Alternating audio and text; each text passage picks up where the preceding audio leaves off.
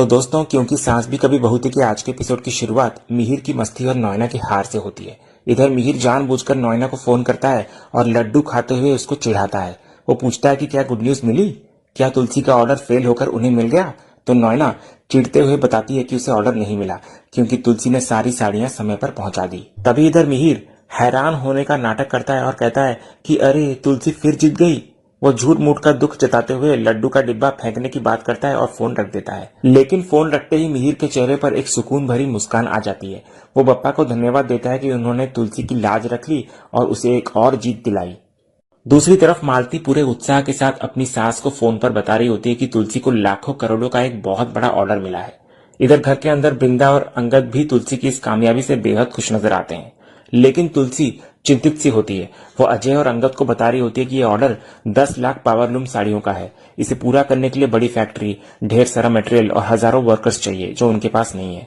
तो तुलसी सोचती है कि वो एडवांस पैसे वापस कर दे क्योंकि ये काम उनकी क्षमता से बाहर लग रहा है। लेकिन अंगद और वृंदा तुलसी को एडवांस वापस करने से मना करते हैं। तभी अजय भी समझाता है कि आजकल इंडस्ट्री में इतना बड़ा काम किसी को नहीं मिलता और क्योंकि ऑर्डर पावरलूम का है और बहुत बड़ा है, इसलिए अजय की फैक्ट्री भी इसके लिए छोटी पड़ जाएगी। इसके बाद अजय एक समाधान सुझाता है और वो कहता है कि अगर वे मिहिर की फैक्ट्री इस्तेमाल करें तो काम समय पर हो सकता है। तो तुलसी तुरंत मना कर देती है कि वो मिहिर का कोई एहसान नहीं लेना चाहती। लेकिन अजय तुलसी को समझाता है कि यह एहसान लेना नहीं बल्कि देना होगा। मिहिर की फैक्ट्री वैसे भी घाटे की वजह से बंद पड़ी है। अगर वहां काम शुरू होगा तो मिहिर का भी फायदा होगा और तुलसी का भी काम बन जाएगा। वो याद दिलाता है कि तुलसी पहले ही शांति निकेतन के लोगों की मोहलत दिलवाकर उन पर एक एहसान कर चुकी है। लेकिन तुलसी के लिए इधर मिहिर की फैक्ट्री में काम करना बहुत मुश्किल फैसला होता है और वो अभी भी हिचकिचा रही होती है। लेकिन अजय तुलसी को मनाने के लिए एक भावुक पहलू सामने लाता है। वो बताने लगता है कि ऋतिक इन दिनों गहरे डिप्रेशन में है। उसे लगता है कि बिजनेस के सारे घाटे उसके कारण हुए हैं। अजय का मानना होता है कि अगर वे मिहिर की फैक्ट्री में काम शुरू करते हैं तो ऋतिक का खोया हुआ आत्मविश्वास लौट सकता है और बापूजी की धरोहर को नई जिंदगी मिल सकती है। इसके बाद अजय तुलसी को फैक्ट्री के फायदे गिनाने लगता है कि वहां वर्ल्ड क्लास मशीनें हैं और बहुत बड़ा सेटअप है। सबसे बड़ी बात, फैक्ट्री बंद होने से 2000 मजदूर बेरोजगार होने वाले हैं। अगर काम शुरू होगा तो उन मजदूरों के घर का चूल्हा चलता रहेगा। इसके बाद अजय इसको मदद नहीं बल्कि एक बिजनेस डील की तरह देखने को कहता है कि फैक्ट्री और मजदूर उनके और डिजाइन और प्रोडक्शन तुलसी का। तभी तुलसी अजय की बातों में लॉजिक तो देखती है लेकिन उसका मन गवाही नहीं देता। वो साफ कहती है कि जहां मन न माने वहां कोई तर्क काम नहीं आता।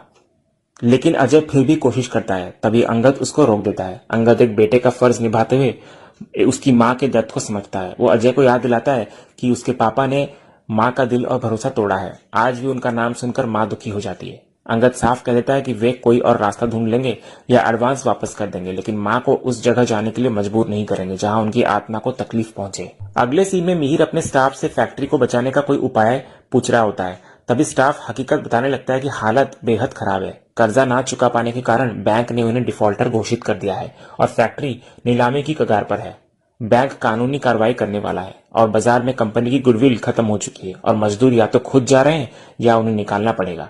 तो तभी इतने में नोएना स्टाफ पर भड़क जाती है। वो कहती है कि वे सिर्फ समस्याएं गिना रहे हैं, समाधान नहीं बता रहे। तो मिहिर उसे शांत कराता है और कहता है कि ना तो स्टाफ के पास कोई जादू की छड़ी है और ना ही उनके पास। इतना कहकर वो स्टाफ को जाने के लिए कह देता है।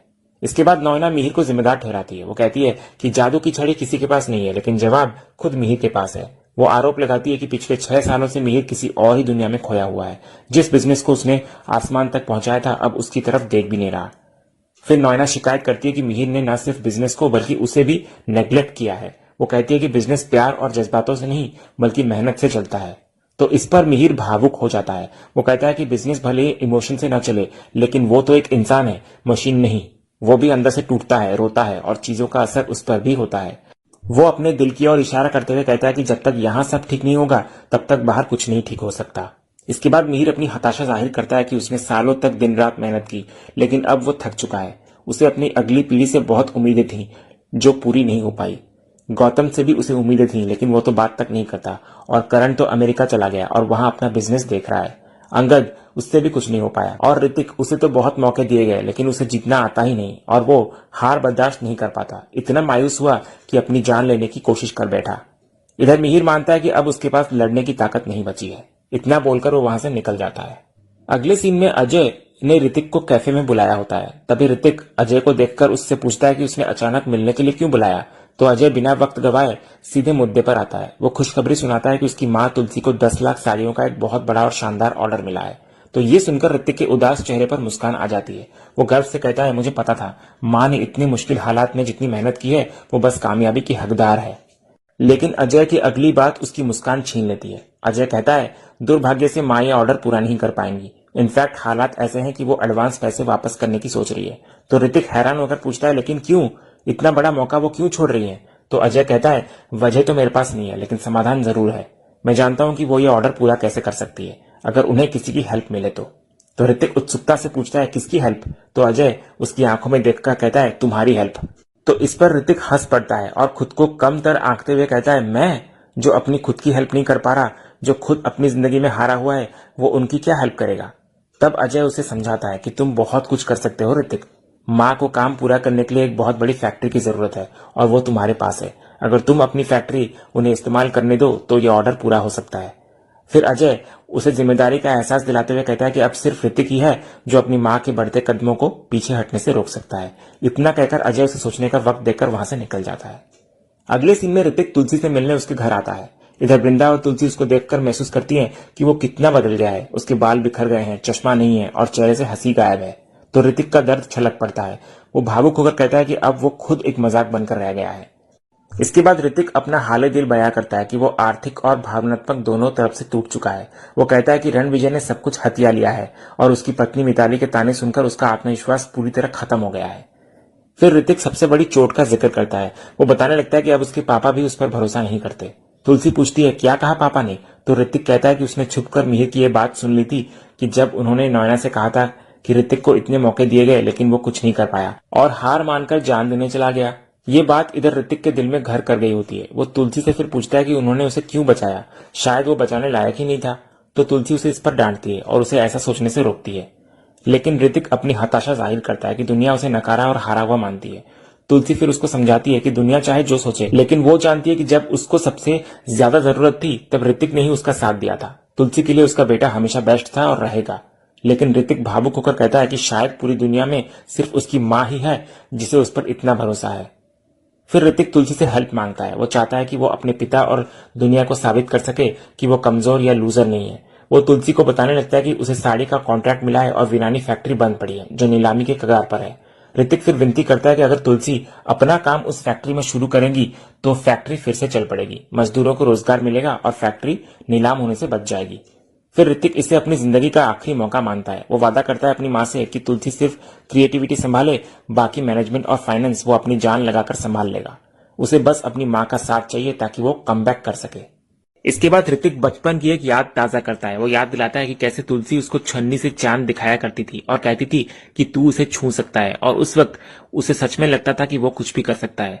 उसे वही पुराना आत्मविश्वास चाहिए जो सिर्फ एक माँ ही अपने बच्चे को दे सकती है। वो कहता है कि उसकी किस्मत अब तुलसी के हाथ में है। तो तुलसी का दिल पसीज जाता है। वो ऋतिक को रोने और मिन्नतें करने से रोकती है। वो साफ करती है कि मिहिर के साथ उसका झगड़ा चाहे कितना भी बड़ा हो, लेकिन वो अपने बच्चों की खुशियों के आड़े कभी नहीं आएगा। तो तुलसी फैसला करती है कि वो ऋतिक के साथ काम करेगी, इसलिए नहीं कि वो रो रहा है, बल्कि इसलिए क्योंकि उसे अपने बेटे की काबिलियत पर पूरा भरोसा है। तो ऋतिक इधर आंसुओं के साथ अपनी माँ का धन्यवाद करता है। अगले सीन में अजय मिहिर के ऑफिस में एक जरूरी डील लेकर पहुंचता है। वो मिहिर की बंद पड़ी साकीनाका वाली फैक्ट्री को दोबारा शुरू करने का प्रस्ताव रखता है जिससे मिहिर का भारी नुकसान बच सके। तो मिहिर हैरान होकर पूछता है कि अजय उसकी हेल्प क्यों करना चाहता है। तो अजय जवाब देता है कि क्योंकि आपने भी हमारी हेल्प की है। तो मिहिर समझ नहीं पाता कि उसने कब हेल्प की। तो अजय राज खोलता है कि वो मिहिर ही था जिन्होंने अनजान नंबर से फोन करके टेम्पो पर होने वाले खतरे की चेतावनी दी थी। अगर मिहिर ने सही वक्त पर फोन नहीं किया होता तो तुलसी की सारी साड़ियां जल जाती और वो जीत कर भी हार जाती। इसके बाद फ्लैशबैक में दिखाया जाता है कि कैसे मिहिर ने रणविजय की साजिश सुन ली थी जिसमें वो सुहास को टेम्पो चलाने का हुक्म दे रहा था। तो मिहिर ने पहले सोचा कि वो सीधे तुलसी को बता दे, लेकिन उसे लगा कि अगर तुलसी को पता चला कि मदद मिहिर ने की है तो वो अपनी कामयाबी की खुशी शायद महसूस न कर पाए। इसलिए मिहिर ने एक शुभचिंतक बनकर अनजान नंबर से अजय को फोन किया। उसने अजय को सुझाव दिया कि माल दूसरे टेम्पो में शिफ्ट कर दिया जाए और उसे किसी और रास्ते में भेज दिया जाए क्योंकि उनके टेम्पो को खतरा है। फिर फ्लैशबैक खत्म होता है और इधर अजय कहने लगता है कि मिहिर की आवाज और नंबर ट्रेस करने के बाद उसको यकीन हो गया था कि हेल्प करने वाले वही थे। इधर मिहिर पूछता है कि क्या तुलसी ये बात जानती है। तो अजय कहता है नहीं, उसने ये राज रखा क्योंकि मिहिर खुद अनजान बनकर हेल्प करना चाहता था, इसलिए। इसके बाद अजय तर्क देता है कि जब मिहिर ने बिना किसी फायदे के उनकी हेल्प की, तो अब जब इसमें मिहिर का अपना फायदा है तो वो मान जाए। तो मिहिर कहता है कि तुलसी के साथ काम करना इतना आसान नहीं होगा क्योंकि उनके रिश्ते टूट गए हैं, लेकिन अजय उनसे विनती करता है कि एक बार इस प्रस्ताव पर जरूर विचार करें। अगले सीन में अंगद तुलसी को समझाने की कोशिश कर रहा होता है कि मिहिर की फैक्ट्री में काम करना उसके लिए भावनात्मक रूप से बहुत मुश्किल होगा। वो सुझाव देता है कि वे कोई और फैक्ट्री ढूंढ ले, लेकिन तुलसी अपने फैसले पर अड़िग होती है। वो कहती है कि कोई और फैक्ट्री ऋतिक की नहीं होगी। इस वक्त ऋतिक पूरी तरह टूट चुका है और उसे अपने परिवार के सहारे की जरूरत है ताकि वो दोबारा अपने पैरों पर खड़ा हो सके। लेकिन अंगद को इधर डर होता है कि ऋतिक की पुरानी गलतियों और नाकामी की वजह से कहीं तुलसी का बड़ा नुकसान न हो जाए, क्योंकि फैक्ट्री ऋतिक की ही वजह से बंद हुई थी। वो हैरान होता है कि मिहिर के धोखे के बावजूद तुलसी एक कदम कैसे उठा सकती है, लेकिन तुलसी के लिए अपने बेटे का भविष्य अपनी पुरानी कड़वाहट से ज्यादा अहम होता है। दूसरी तरफ मिहिर अजय से पूछता है कि क्या तुलसी सच में उनकी फैक्ट्री इस्तेमाल करने के लिए मान गई है, तो अजय हाँ कहता है। वो मिहिर को याद दिलाता है कि तुलसी ने हमेशा सच का साथ दिया है, इसलिए वो उनकी बहुत इज्जत करता है। अजय फिर कहता है क्योंकि मिहिर ने भी उनकी हेल्प की थी, इसलिए अब वो भी उनके साथ काम करना चाहता है। इसके बाद अजय उम्मीद जताने लगता है कि अगर दोनों परिवार फिर से साथ मिलकर बिजनेस करेंगे तो पुराने रिश्ते भी सुधर सकते हैं। वो मिहिर से विनती करता है कि वे इस प्रस्ताव को